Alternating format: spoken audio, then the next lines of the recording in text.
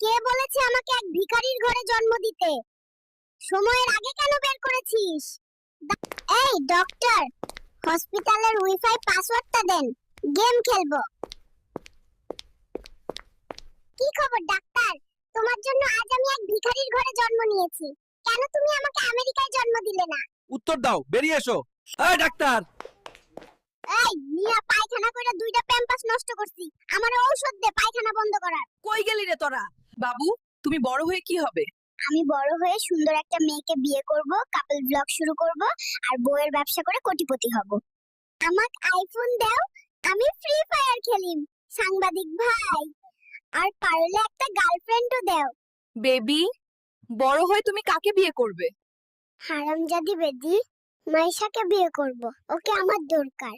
হাসপাতালের ডাক্তাররা, আপনারা সবাই কোথায় গেলেন? আমি আমার ডায়াপার নোংরা করে ফেলেছি, এটা কোথায় ফেলবো? আমি কিন্তু তোমাদের বিল দেব না, দেখে নিও। এই বয়সে গেম খেলছো? তোমাকে জার্নালিস্ট বানাইছে কে? যাও এখান থেকে, ডিস্টার্ব করবা না। দেশের পরিস্থিতি এখন কেমন? দেশের পরিস্থিতি গুরুতর। আমি ভাবছি আবার মায়ের গর্ভে প্রবেশ করব। এই পৃথিবীতে জন্ম নিয়ে তোমার কেমন লাগছে?